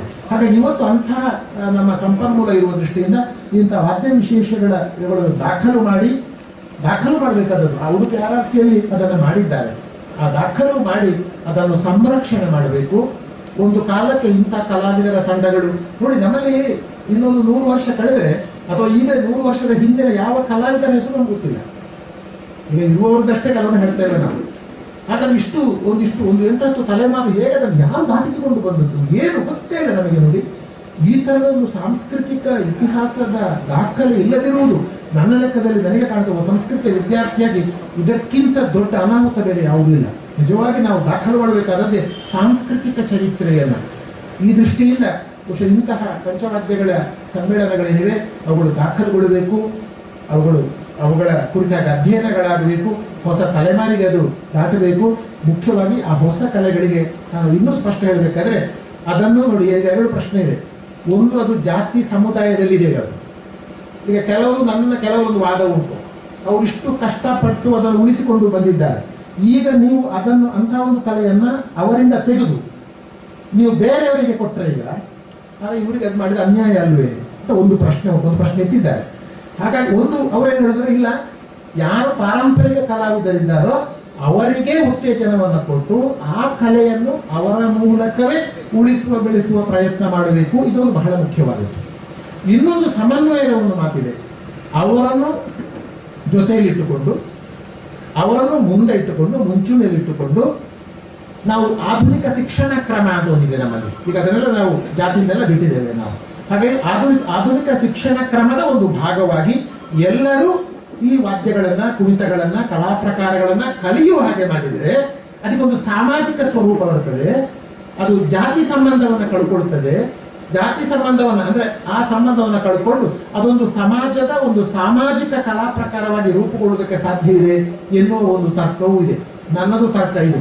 ಯಾವ ನನ್ನ ಅಭಿಪ್ರಾಯ ಏನು ಅಂತಂದರೆ ಆ ಕಲಾವಿದರನ್ನ ಅಸಹಾಯಕರನ್ನಾಗಿಸುವುದಲ್ಲ, ಆ ಕಲಾವಿದರ ಜ್ಞಾನವನ್ನು ಇಟ್ಟುಕೊಂಡು ಆ ಕಲಾವಿದರನ್ನೇ ನಾವು ಮುಂದೆ ಇಟ್ಟುಕೊಂಡು ಅವರ ಮೂಲಕವೇ ಮತ್ತು ಇತರ ಆಸಕ್ತರನ್ನು ಕೂಡ ಅದರಲ್ಲಿ ಒಳಗೊಳ್ಳುವ ಹಾಗೆ ಮಾಡಿ ಇಂಥ ಕಲಾ ಪ್ರಕಾರಗಳನ್ನು ಬೆಳೆಸುವಂತಹ ಅಗತ್ಯ ಇದೆ ಅಂತ ಹೇಳ್ತಾ ಇಂಥ ಒಂದು ಮಹತ್ವದ ಕಾರ್ಯಕ್ರಮಕ್ಕೆ ಬಹುಶಃ ಈ ಕಾರ್ಯಕ್ರಮವನ್ನು ನಾಂದಿಯಾಗುತ್ತದೆ ಅಂತ ನಾನು ಹೇಳ್ತೇನೆ. ಬಹುಶಃ ಮುಂದಿನ ಇಡೀ ದಿವಸ ಒಂದು ನಾದ ಜಗತ್ತು ಒಂದು ಆವರಣದಲ್ಲಿ ನಿರ್ಮಾಣ ಆಗುತ್ತದೆ. ನಾನು ಈ ಕಾರ್ಯಕ್ರಮವನ್ನು ಉದ್ಘಾಟಿಸಿದ್ದೇನೆ. ನಾನು ಡೋಲು ಬಾರಿಸಿದ್ದು, ಇನ್ನು ಮುಂದಿನವರು ಬಂದು ಡೋಲು ನುಡಿಸ್ತಾರೆ, ಅದರಲ್ಲಿ ಮಾತನಾಡಿಸ್ತಾರೆ, ಅವರು ಅದರಿಂದ ಹಾಡಿಸ್ತಾರೆ. ಹಾಗಾಗಿ ನಾನೀಗ ಇಷ್ಟರವರೆಗೆ ಮಾಡಿದ್ದು ಬಾರಿಸಿದ್ದೆ, ಮಾತು ಬಾರಿಸಿದ್ದೆ, ಎಲ್ಲವೂ ಬಾರಿಸಿದ್ದೆ. ಇನ್ನು ಮುಂದಿನದ್ದು ನಿಜವಾದ ಪಂಚವಾದ್ಯ ಸಮ್ಮೇಳನದ ನಿಜವಾದ ಭಾಗ ಅಂತ ಹೇಳ್ತಾ ಅದರ ಸರಿಯನ್ನು ನೀವೆಲ್ಲರೂ, ಯಾಕಂದ್ರೆ ಇಂಥ ಸಮ್ಮೇಳನ ಸಂಘಟಿಸೋದು ಸುಲಭದ ಮಾತಲ್ಲ, ಇದು ಅದು ಬಹಳ ಕಷ್ಟ ಉಂಟದು. ಅದನ್ನು ಮಾಡಿದವರಿಗೆ ಗೊತ್ತು. ಅದಕ್ಕೆ ಹೇಳ್ತೀವಿ ನೋಡಿ, ಅವರು ಕಾಲದ ಆಯ್ಕೆ ಅವರೇ ಮಾಡಿಕೊಳ್ಳಿ ಅಂತ. ಬಹಳ ಸುಲಭ, ಅದು ನೀವೇ ಮಾಡಿಕೊಳ್ಳಿ. ಯಾರು, ಅದೊಂದು ಒಳ್ಳೆಯ ತಂತ್ರ. ಅದು ಯಾರಾದರೂ ನಮ್ಮನ್ನು ಕಾಲಕ್ಕೆ ಬಂದರೆ ಅವರಿಗೆ ಕೊಟ್ಟು ಬಿಡೋದು, ನೀವೇ ಮಾಡುವ ನಾವು ಮತ್ತೆ ಕೊಡುವುದಿಲ್ಲ. ಒಮ್ಮೆ ಮಾಡಿ ನಾವು ಮತ್ತೆ ಕೊಡುವುದಿಲ್ಲ. ನಮ್ಮ ಅರ್ಥದಲ್ಲಿ ಅಂಥವರನ್ನು ನಾವು ಮಾಡೋದು ಹೇಗಿದ್ರೆ ಅವರಿಗೆ ಜವಾಬ್ದಾರಿಗಳನ್ನು ಕೊಡುವುದು. ಮಾಡಿ ನೀವು ಅಂತ ಹೇಳಿದ್ವಿ. ಇದು ನಾನು ಬಹಳ ಒಂದು 30 ವರ್ಷ ನಾನು ಮಾಡ್ತಾ ಬಂದವರು. ಹಾಗಾಗಿ ಕೆಲಸ ಮಾಡುವಾಗ ಹೀಗೆ ಮುಂದಿನ ಬಾರಿ ನೀವೇ ಮಾಡಿ. ಆಮೇಲೆ ಹೇಳ್ತಾರೆ ಅವರು, ಕಷ್ಟ ಉಂಟು ಮಾರ, ಸುಲಭ ಇಲ್ಲ, ಇದು ಹೇಳಕ್ಕೆ ಸುಲಭ ಇಲ್ಲ ಅಂತ, ದೂರ ಇದ್ರೆ ಸುಲಭ ಅಂತ. ಹಾಗಾಗಿ ಇದೆಲ್ಲ ಸಹಜವೇ. ಇದಕ್ಕೆಲ್ಲ ವಿಠಲ್ ಭಂಡಾರಿಗಳ ದೂರಲ್ಲ, ಅವರು ಗೊತ್ತಾಗಿದೆ, ಅದೆಲ್ಲ ಅರ್ಥ ಆಗಿದೆ. ಅದಕ್ಕೆಲ್ಲ ಸ್ಟ್ರಾಟಜಿಗಳನ್ನು ರೂಪಿಸಿಕೊಂಡಿದ್ದಾರೆ ಈಗ ಅವರು. ಎಲ್ಲೆಲ್ಲಿ ಬರ್ತದೋ ನೀವೇ ಮಾಡಿ ಅಂತ ಹೇಳಿಬಿಟ್ಟು. ಹಾಗಾಗಿ ನೀವಿಲ್ಲಿ ಬನ್ನಿ ಪರವಾಗಿಲ್ಲ ಅಂತ. ಸೊ ಹೀಗೆ ಇದು ಕಲೆಗಳನ್ನು ಉಳಿಸುವ ತುಂಬ ಅತ್ಯಂತ ಆಧುನಿಕವಾದ ಸ್ಟ್ರಾಟಜಿ ಅಂತ ಹೇಳ್ತಾ ಎಲ್ಲ ಸ್ಟ್ರಾಟಜಿಗಳನ್ನು ಕೈಬಿಡಿ. ನೀವು ಇನ್ನಷ್ಟು ಇಟ್ಟುಕೊಂಡು ಈ ಥರ ಇದು ಉಂಟಲ್ಲ, ನಿಮ್ಮ ಸಹಾಯನ ಮಾಡಬೇಕಾದ್ರೆ, ಒಟ್ಟಿಗೆ ಹೋಗಬೇಕಾದ್ರೆ ಇದೆಲ್ಲ ಅಗತ್ಯ ಇದೆ ಅಂತ ಹೇಳ್ತಾ ಮತ್ತೊಮ್ಮೆ ಅವರನ್ನು ಅಭಿನಂದಿಸಿ ತಮ್ಮನ್ನು ಕೂಡ ವಿಶೇಷವಾಗಿ ಶುಭ ಹಾರೈಸಿ, ಜಾನಪದ ವಿಶ್ವವಿದ್ಯಾನಿಲಯದ ಜವಾಬ್ದಾರಿಯನ್ನು ತೆಕ್ಕೊಂಡು ನಮಗೆ 2-3 ತಿಂಗಳು ಆದದ್ದರಿಂದ ಬಹಳ ಮಾತುಗಳನ್ನು ನಾನು ಏನು ಹೇಳದೆ, ಬಹಳ ಅಪಾಯ ಹೇಳದೆ, ಜಾನಪದ ವಿಶ್ವವಿದ್ಯಾನಿಲಯ ಇಂತಹ ಕಲೆಗಳಿಗೆ ಸಂಬಂಧಪಟ್ಟ ಹಾಗೆ ಏನು ಮಾಡಬಹುದು ಅದನ್ನು ಮಾಡುವ ಸಂಪೂರ್ಣ ಜವಾಬ್ದಾರಿ, ಎಚ್ಚರ, ಜಾಗೃತಿ, ಪ್ರಜ್ಞೆ, ಬುದ್ಧಿ ಎಲ್ಲವೂ ನನಗೆ ಸದ್ಯಕ್ಕೆ ಇದೆ ಅಂತ ಹೇಳ್ತಾ, ಬಹುಶಃ ಮುಂದಿನ ದಿನಗಳಲ್ಲಿ ಅಕಾಡೆಮಿಕ್ ಆಗಿ ಶೈಕ್ಷಣಿಕವಾಗಿ ನಾವು ಹೇಗೆ ಸಹಯೋಗವನ್ನು ಮಾಡಬಹುದು ಅದರ ಬಗೆಗೂ ವಿಶ್ವವಿದ್ಯಾನಿಲಯ ನಿಮ್ಮ ಜೊತೆಗೆ ಇರುತ್ತದೆ ಎನ್ನುವ ಮಾತನ್ನು ಹೇಳಿ ತಮಗೆಲ್ಲರಿಗೂ ಮತ್ತೊಮ್ಮೆ ವಂದನೆಗಳನ್ನು ಸಲ್ಲಿಸಿ, ವೇದಿಕೆ ಮೇಲೆ ಇದ್ದಂಥ ಎಲ್ಲ ಗಣ್ಯರಿಗೂ ಮತ್ತೆ ವೇದಿಕೆ ಎದುರಿಗೆ ಕೂತಂಥ ಎಲ್ಲ ಕಲಾಭಿಮಾನಿಗಳಿಗೂ ಕಲಾವಿದರಿಗೂ ಕೂಡ ಹೃತ್ಪೂರ್ವಕ ನಮಸ್ಕಾರ. ಮೊದಲನೇದಾಗಿ ಈ ವೇದಿಕೆಗೆ ಗೆಸ್ಟ್ ಆಗಿ ಕರೆಯುವಂಥ ಅನುಭವ ಆಗಲಿ ಅಥವಾ ಅಷ್ಟು ಏನು ಹೇಳ್ತೀರಾ ಪಾಂಡಿತ್ಯವಾಗಲಿ ನನ್ನಲ್ಲಿ ಇಲ್ಲ. ಆದರೂ ಒಂದು ಅಭಿಮಾನದಲ್ಲಿ ಕರೆದಾಗ ಬೇಡ ಅಂತ ಹೇಳೋದಕ್ಕೆ ಮನಸ್ಸಾಗಲಿಲ್ಲ, ಬಂದೆ. ಸೊ ಇವರೆಲ್ಲ ಅನುಭವದ ಮಾತುಗಳ ಮುಂದೆ ಬಹುಶಃ ನಂದು ತುಂಬ ಸಣ್ಣ ಮಾತಾಗಿರ್ಬೋದು. ಫಸ್ಟೇ ನನ್ನ ಅನುಭವಕ್ಕೆ ತಕ್ಕಂಗೆ ಏನು ಮಾತಾಡ್ಬಹುದೋ ಅದನ್ನು ನಾನು ಮಾತಾಡ್ತೀನಿ. ಇನ್ನು ಸಂಗೀತ ಅಂತ ಬಂದಾಗ ನನಗೆ ಚಿಕ್ಕವಳಿಂದಲೂ ಸಂಗೀತ ಅನ್ನೋದು ತುಂಬ ಇಷ್ಟವಾದಂಥ ಇದು. ನಾನು ಕೂಡ ಒಂದು ಸಂಗೀತಗಾರರಾಗಬೇಕು ಅಂತ ತುಂಬ ಕನಸು ಕಟ್ಕೊಂಡು ಬಂದವಳು. ಹಾಗಾಗಿ ಅಪ್ಪನಿಗೆ ಹೇಳಿದೆ ನಾನು ಸಂಗೀತ ಕಲಿಬೇಕು ಅಂದರೆ ಅಪ್ಪನ ಖುಷಿಯಾಗಿ ಕರ್ನಾಟಕ ಸಂಗೀತ ಕಳಿಸಿದ್ರು. ಕರ್ನಾಟಕ ಸಂಗೀತಕ್ಕೆ ಸೇರಿ 1 ತಿಂಗಳಲ್ಲೇ ನನ್ನ ಹಣೆ ಬರ ಏನು ಅಂತ ನಮ್ಮ ಟೀಚರ್ಗೆ ಗೊತ್ತಾಯಿತು. ಆದರೂ ಕೂಡ ಏನೇ ತಿಂಗಳ ದುಡ್ಡು ಬರುತ್ತೆ ಅಂತ ಅವರು ಸುಮ್ಮನಾದ್ರು. ಕೊನೆಗೆ ಗಮಕ ಪರೀಕ್ಷೆಗೆ ಕಟ್ಟಿದೆ. ಅಲ್ಲಿ ಹೋಗು ಕೂಡ ತುಂಬ ಏನಂತೀರ ಅಂದರೆ ಮನಸ್ಸಿಂದ ಹಾಡಿ ಬಂದೆ. ನಮ್ಮ ಟೀಚರ್ ಇಲ್ಲ ಇವ್ರು ಫೇಲ್ ಆಗ್ತಾರೆ ಅಂತಂದ್ರು. ಬಟ್ ಆಶ್ಚರ್ಯ ಏನಂದ್ರೆ ನಾನು ಪಾಸ್ ಆಗೋದೆ. ಯಾಕೆ ಅಂತ ಕೇಳಿದಾಗ ಅಲ್ಲಿ ಅವ್ರು ಹೇಳಿದ್ರು, ದಯವಿಟ್ಟು ಮುಂದೆ ಮತ್ತೆ ಹಿಂಗೆ ಹಾಡಿದ್ರು ಅಂದ್ರೆ ಕೇಳಕ್ ನಮ್ಮ ಕೈಲಾಗಲ್ಲ, ಹಂಗ ಸ್ವಂತ ಪಾಸ್ ಮಾಡಿಬಿಟ್ರೆ ನೆಕ್ಸ್ಟ್ ಲೆವೆಲ್ ಮಾತ್ರ ತಗೋಬಿಡಿ ಅವಳನ್ನ, ಸಂಗೀತದ ಮರ್ಯಾದೆ ಹಾಳು ಮಾಡ್ಬೇಡಿ ಅಂತ. ಸೊ ಆಗ ನನಗೆ ಗೊತ್ತಾಯ್ತು, ಹೋಗ ಸಂಗೀತದ ಪಾಂಡಿತ್ಯ ನನಗೆ ಎಷ್ಟಿದೆ ಅಂತ. ಸೊ ನಮಗೆ ಎಲ್ಲ ಫೆಸಿಲಿಟಿ ಇದ್ದಾಗ ಕೂಡ ಅದು ಒಲಿದೇ ಇರುವಂತಹ ಒಂದು ರೀತಿಯೇ. ವಾದ್ಯದಲ್ಲಿ ಯಾವ ಟ್ರೈನಿಂಗ್ ಕೂಡ ಇದೆ. ಎಲ್ಲೋ ಅಪ್ಪನೋ ಅಜ್ಜನೋ ಚಿಕ್ಕಪ್ಪನೋ ದೊಡ್ಡಪ್ಪನೋ ಅವ್ರಿಗೆ ವಾದ್ಯನ ನುಡಿಸೋದನ್ನ ನೋಡ್ಕೊಂಡೆ ಒಂದು ಸ್ವಯಂ ಪ್ರೇರಿತರಾಗಿ ಕಲಿತು ಈ ವಿದ್ಯೆಗೆ ತಮ್ಮನ್ನ ತಾವು ತೊಡಸ್ಕೊಂಡಂತ ಎಲ್ಲ ವಾದ್ಯದಲ್ಲಿರುವಂತಹ ಪಾರ್ಟಿಸಿಪೆಂಟ್ಸ್ಗೂ ಕೂಡ ನನ್ನ ಹೃತ್ಪೂರ್ವಕ ನಮಸ್ಕಾರ ಮತ್ತೆ ಹೃತ್ಪೂರ್ವಕ ಧನ್ಯವಾದಗಳು. ಬಂಡಾರಿ ಸಮಾಜ ಒಂದು ಹೆಮ್ಮೆಯ ಕಲೆಯನ್ನು ಹೊತ್ಕೊಂಡಿದೆ ಅಂದ್ರೆ ಅದು ವಾದ್ಯನೇ. ಆ ವಾದ್ಯವನ್ನು ನಾವು ಇವತ್ತು ಯಾವ ಲೆವೆಲ್ ಅಲ್ಲಿ ಇದೆ ಅದನ್ನ ನೆಕ್ಸ್ಟ್ ಲೆವೆಲ್ ಆಫ್ ಡಿಸ್ಕಷನ್ ತಗೊಂಡು ಹೋಗೋಣ. ಆದ್ರೆ ಅದನ್ನ ಇನ್ನೂ ಉಳಿಸ್ಕೊಂಡು ಬಂದಿರುವಂತ ಎಲ್ಲರೂ ಕೂಡ ಮತ್ತೊಮ್ಮೆ ನನ್ನ ಹೃತ್ಪೂರ್ವಕ ಧನ್ಯವಾದಗಳು. ಇನ್ನು ಅದು ಬಿಟ್ಟು ಡೆಫಿನೆಟ್ಲಿ ಈ ಸಂದರ್ಭ ನಾವು ಯಾಕೆ ಈ ಸಮಾರಂಭವನ್ನ ಮಾಡ್ತಾ ಇರೋದು ಅನ್ನೋದು ಗೊತ್ತಿದೆ. ಎಲ್ಲ ಒಂದು ಕಡೆ ಈ ವಾದ್ಯ ಅನ್ನೋದು ಒಂದು ಜಾತಿಗೋಸ್ಕರ ನಿಂತಿದ್ದು, ಒಂದು ಹೊಟ್ಟೆಪಾಡಿಗೋಸ್ಕರ ನಿಂತಿದ್ದು, ಒಂದು ಕೇವಲ ಸಮಾರಂಭಗಳಲ್ಲಿ ಮಾತ್ರ ಮಾಡೋದಕ್ಕೋಸ್ಕರ ಸೀಮಿತವಾಗಿದ್ದು ಅನ್ನೋದು ಏನಾಗಿದೆ ಅಂತಂದ್ರೆ ಈಗಿನ ಪೀಳಿಗೆಯವರಿಗೆ ಅದು ಎಂಟರ್ಟೈನ್ಮೆಂಟ್ ಆಗೂ ಕಾಣಿಸ್ತಾ ಇಲ್ಲ, ಅಥವಾ ಬದುಕಿಗೆ ಒಂದು ಆರಾಮಾಗಿ ಬದುಕೋದಪ್ಪ ಇದನ್ನು ನಂಬಿಕೊಂಡು ಅನ್ನುವಂತಹ ಒಂದು ಉದ್ಯೋಗವಾಗೂ ಕಾಣಿಸ್ತಾ ಇಲ್ಲ. ಹೀಗಿರುವಾಗ ಡೆಫಿನೆಟ್ಲಿ ಇದು ಸೊರಗೋದು ಸಹಜ. ಸೊ ಈಗ ಬರ್ತಾ ಏನಾಗಿದೆ ಅಂದ್ರೆ ನಮ್ಮ ಕೂಸನ್ನೇ ನಾವು ಒಂದು ಚೌಕಟ್ಟಲ್ಲಿ ಹಾಕಿ ಅದಕ್ಕೆ ನಿನ್ನದ ಇಷ್ಟೇ ಸಾಮರ್ಥ್ಯ ಅಂತ ಹೇಳಿ ಅದನ್ನ ಕೂಡಿಸ್ತಾ ಇದೀವಿ, ಅದನ್ನ ಎಲ್ಲ ಒಂದು ಅಂಗವಿಕಲವಾಗಿ ಮಾಡ್ತಾ ಇದೀವಿ ಅನ್ನುವಂಥ ನೋವು ಎಲ್ಲರಿಗೂ ಕಾಡ್ತಾ ಇರೋದ್ರಿಂದನೇ ಈಗ ಈ ಸಮಾರಂಭಗಳು ಬರ್ತಾ ಇದೆ. ಈ ಥರದ ಒಂದು ಹೆಚ್ಚೆಚ್ಚು ಒಂದು ಎಕ್ಸ್ಪೆರಿಮೆಂಟಲ್ ಅನ್ನು ಮಾಡೋಣ ಅನ್ನುವಂಥ ಒಂದು ಎಕ್ಸ್ಪ್ರೆಷನ್ಸ್ಗಳು ಬರ್ತಾ ಇದೆ. ಅದು ಇದೆಲ್ಲದರ ಹೊರತಾಗಿ ನನಗೆ ಅನಿಸಿದ್ದು, ಈ ಸಂದರ್ಭದಲ್ಲಿ ನಾನು ಒಂದು ಎಕ್ಸಾಂಪಲ್ ಹೇಳಕ್ ಶುರು ಮಾಡ್ತೀನಿ. ನಾಸಾದಲ್ಲಿ ಅನ್ನೋದೊಂದು ರಾಕೆಟ್ ಉಡಾವಣೆ, ರಾಕೆಟ್ ಅನ್ನ ರಿಸರ್ಚ್ ಮಾಡಿ ಉಡಾವಣೆ ಮಾಡುವಂತಹ ಒಂದು ಅಮೆರಿಕದ ದೊಡ್ಡ ಸಂಸ್ಥೆ. ಅಲ್ಲಿ ಒಂದು ನಾಸಾದ ಉಡಾವಣೆ, ಒಂದು ರಾಕೆಟ್ ಉಡಾವಣೆ ಇದೆ. ಸೊ ಗಣ್ಯತರ ಎಲ್ಲರೂ ಅಲ್ಲಿ ಬಂದ್ರು.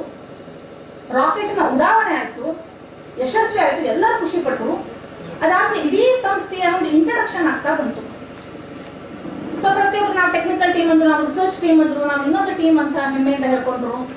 ಎಲ್ಲ ಬಂದಾಗ ಅಲ್ಲಿ ಒಬ್ಬ ಕಸ ಗುಡ್ಸೋನ ಸರದಿ ಬಂತು. ನೀನೇನ್ ಮಾಡ್ತಾ ಇದೀಯ ಇಲ್ಲಿ ಅಂತ.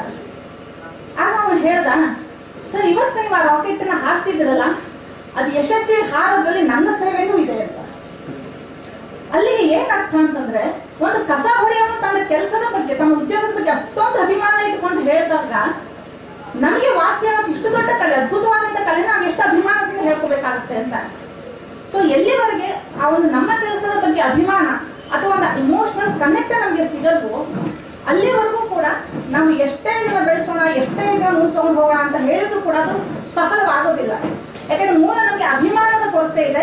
ಆ ಅಭಿಮಾನವನ್ನ ಕಲಾವಿದರು ಮತ್ತೆ ಕಲಾ ರಸಿಕರು ಕೂಡ ಇಟ್ಕೋಬೇಕಂತ ಸಂದರ್ಭ ಈಗ ಬಂದಿದೆ. ಇಂಟರ್ನ್ಯಾಷನಲ್ ಹೋಗ್ತಾ ಇದೆ. ಅದೇ ರೀತಿ ಮೌರ್ಯ ಯಾಕೆ ಆಗ್ಬಾರ್ದು? ಯಾಕೆ ಬರೀ ದೇವಸ್ಥಾನಕ್ಕೆ ಅಥವಾ ಸಂದರ್ಭಗಳಲ್ಲಿ ಮಾತ್ರ ಆಗ್ಬೇಕು? ಅದು ಒಂದು ಟ್ರೈನಿಂಗ್ ಕೊಟ್ಟು ಮೌರ್ಯನೇ ಒಂದು ನ್ಯಾಷನಲ್ ಲೆವೆಲ್ ಅಲ್ಲಿ ಒಂದು ಸಮ್ಮೇಳನ ಆಗುತ್ತೆ. ಈ ಕೊಳಲು ವಾದಕ್ಕೆ ಕೊಟ್ಟು ಸಿಕ್ಕಂತ ಒಂದು ಈಕ್ವಲ್ ಇಂಪಾರ್ಟೆನ್ಸ್ ಅದಕ್ಕೂ ಸಿಗುತ್ತೆ ಅಂತ ಯಾಕೆ ಆಗ್ಬಾರ್ದು? ಸೊ ಈ ನಿಟ್ಟಿನಲ್ಲಿ ನಾವು ಯಾಕೆ ಯೋಚನೆ ಮಾಡಿಲ್ಲ? ನಮಗೆ ಅಭಿಮಾನದ ಕೊರತೆ ಇದೆ. ನಾವು ಇದನ್ನ ನೆಕ್ಸ್ಟ್ ಲೆವೆಲ್ ತಗೊಂಡು ಹೋಗ್ಬೇಕು ಅನ್ನುವಂತ ಯೋಚನೆನೇ ನಮಗೆ ಇದುವರೆಗೂ ಮಾಡಿಲ್ಲ. ಈಗ ಮಾಡ್ತಾ ಇದ್ದೀವಿ ಅನ್ನೋದು ತುಂಬಾ ಒಂದು ಆರೋಗ್ಯಕರ ಮತ್ತೆ ತುಂಬಾ ಸಂತೋಷಕರವಾದಂತಹ ಸಂಗತಿ. ಇನ್ನಿದ್ರ ಜೊತೆ ನಾವು ಹೇಳೋದೇನು ಅಂದ್ರೆ, ಈ ಕಲೆಗೆ ಒಂದು ಅದ್ಭುತವಾದಂತಹ ಒಂದು ಪವಾಡ ಇದೆ, ಶಕ್ತಿ ಇದೆ. ಆ ಒಂದು ಚೌಕಟ್ಟನ್ನ ಬಿಟ್ಟು ನಾವು ಎಲ್ಲಿ ಹರಿಯೋದಕ್ಕೆ ಸಾಧ್ಯ ಈ ನೀರು ಅನ್ನೋದನ್ನ ನಾವು ಹುಡುಕ್ಬೇಕಾಗಿದೆ. ಈ ಫಾರ್ ಎಕ್ಸಾಂಪಲ್ ಎಮರ್ಜೆನ್ಸಿ ಟೈಮಲ್ಲಿ ಇಂದಿರಾ ಗಾಂಧಿ ಆಳ್ಗೆ ಟೈಮಲ್ಲಿ ಎಮರ್ಜೆನ್ಸಿ ಬಂತು, ವಾಕ್ ಸ್ವಾತಂತ್ರ್ಯ ಕಳೆದು ಹೋಯ್ತು. ಎಲ್ಲರೂ ಕೂಡ ಹೇಗಿದ್ರು ಅಂತಂದ್ರೆ ಮಾತಾಡೋದಕ್ಕೆ ಭಯ, ಪ್ರೆಸ್ ಅಲ್ಲಿ ಏನು ಬರೆಯೋದಕ್ಕೆ ಭಯ, ಶೋಷಣೆಗಳು ನಡೀತಾ ಇದೆ. ಆ ಸಂದರ್ಭದಲ್ಲಿ ಹಳ್ಳಿಯವರಿಗೆ ಅಂದ್ರೆ ಲಿಟ್ರೇಚರ್ ಇಲ್ಲದೆ ಇರೋರಿಗೆ ಇದರ ಬಗ್ಗೆ ಹೇಳಕ್ ಹೋದಾಗ ಯಾರಿಗೂ ಅರ್ಥ ಆಗಲಿಲ್ಲ. ದೊಡ್ಡ ದೊಡ್ಡ ಭಾಷಣಗಳು ಬಿದ್ದಿದ್ರು, ಜನರ ಹೋಗಿ ಮಾತಾಡಿದ್ರು, ಯಾವುದೂ ಕೂಡ ಸಫಲ ಆಗದೆ ಇರೋ ಟೈಮಲ್ಲಿ ನಿಜವಾಗಿಯೂ ಆಗ ಜನರ ಮನಸ್ಸನ್ನ ತಲುಪಿದ್ದು ಬೀದಿ ನಾಟಕ. ಎಲ್ಲೋ ಒಂದು ಕಡೆ ತಮ್ಮ ಹೊಟ್ಟೆಪಾಡಿಗಾಗಿ ಒಂದು ತಮಟೆಯನ್ನು ಹೊಡ್ಕೊಂಡು ನಾಟಕವನ್ನ ಮಾಡ್ಕೊಂಡು ಒಂದು ಹೊಟ್ಟೆಪಾಡಿದ ಜೀವನ ಮಾಡ್ತಂತ ಬೀದಿ ನಾಟಕದ ಶಕ್ತಿ ಎಷ್ಟು ದೊಡ್ಡದಾಯ್ತು ಅಂದ್ರೆ, ಆ ಬೀದಿ ನಾಟಕದಿಂದ ಎಲ್ಲ ಹಳ್ಳಿಗಳು ಒಗ್ಗಟ್ಟಾಯ್ತು, ಎಲ್ಲ ಪಟ್ಟಣಗಳು ಒಗ್ಗಟ್ಟಾಯ್ತು. ಓದಿದವರು ಓದದೇ ಇರೋರು ಎಲ್ಲರೂ ಒಂದಾಗಿ ಈ ಎಮರ್ಜೆನ್ಸಿ ವಿರುದ್ಧ ಹೋರಾಡಬೇಕು ಅಂತ ನಿಂತರು. ಸೊ ಆ ಶಕ್ತಿಯನ್ನ ಒಂದು ಕಲೆ ಹೊಂದಿದೆ. ಬಹುಶಃ ಅದೇ ರೀತಿ ನಾವು ಕೂಡ ನಮ್ಮ ವಾದ್ಯ ಇದನ್ನ ಇಟ್ಕೊಂಡು ಯಾವ ಆಂಗಲ್ ಅಲ್ಲಿ ನೆಕ್ಸ್ಟ್ ಲೆವೆಲ್ ತಗೊಂಡು ಹೋಗಬಹುದು ಅನ್ನೋದನ್ನ ವಿಚಾರ ಮಾಡಿದ್ರೆ ಬಹುಶಃ ಎಷ್ಟೊಂದು ಲೆವೆಲ್ಗಳ ಎಷ್ಟೊಂದು ಆಪ್ಷನ್ಸ್ಗಳನ್ನು ಸಿಗುತ್ತೆ ಅಂತ ನಾನು ಅನ್ಕೋತೀನಿ. ಸೊ ಇದಕ್ಕೆ ಬೇಕಾಗಿದ್ದು ಒಂದು ನಮಗೆ ನಮ್ಮ ಕೆಲಸದ ಬಗ್ಗೆ ಅಭಿಮಾನ, ಒಂದು ಛಲ, ಇಲ್ಲ ನಾವು ಇದನ್ನ ನೆಕ್ಸ್ಟ್ ಲೆವೆಲ್ ಎಷ್ಟು ಕಷ್ಟ ಆದ್ರೂ ತಗೊಂಡು ಹೋಗ್ತೀವಿ ಅನ್ನೋದು. ಬಹುಶಃ ಅದಾಯ್ತು ಅಂತಂದ್ರೆ ನಾವು ಖಂಡಿತ ನೆಕ್ಸ್ಟ್ ಲೆವೆಲ್ಗೆ ಹೋಗ್ಬೋದು ಅಂತ ಅನ್ಕೋತೀನಿ. ಇನ್ನಿದ್ರ ಜೊತೆಗೆ ಹೌದು, ಒಂದು ಮಹಿಳೆಯಾಗಿ ಯಾಕೆ ಮಹಿಳೆಯರು ವಾದ್ಯದಲ್ಲಿ ಪಾಲ್ಗೊಳ್ಬಾರ್ದು ಅನ್ನುವಂಥ ಪ್ರಶ್ನೆ ಕೂಡ ಹಾಕ್ತೀನಿ. ಡೌನ್ ದ ಲೈನ್ ಯಾಕೆ ಮಹಿಳೆಯರ ತಂಡ ಬಾರಿಸಬಾರ್ದು? ಯಾಕೆ ಅವರು ಸಮಾರಂಭಗಳಲ್ಲಿ ಮೌಲ್ಯಗಳನ್ನು ಬಾರಿಸಬಾರ್ದು? ಯಾಕೆ ಅವರು ಇದನ್ನ ಒಂದು ಕಲಾ ಪ್ರಕಾರ ಅಂತ ತಗೊಂಡು ಹೋಗಬಾರ್ದು ಅನ್ನೋದ ವಿಚಾರನೂ ಕೂಡ ಎಲ್ಲಾ ವಿಚಾರಗಳ ಜೊತೆ ಆಗಬೇಕು ಅಂತ ಹೇಳ್ತಾ ನನಗೆ ಇದು ಮಾತಾಡೋಕೆ ಅವಕಾಶ ಕೊಟ್ಟಂತ ಒಂದು ಎಲ್ಲರಿಗೂ ಕೂಡ ನಮಸ್ಕಾರ ಧನ್ಯವಾದ ಹೇಳ್ತಾ ನನ್ನ ಮಾತನ್ನ ಮುಗಿಸ್ತಾ ಇದ್ದೀನಿ.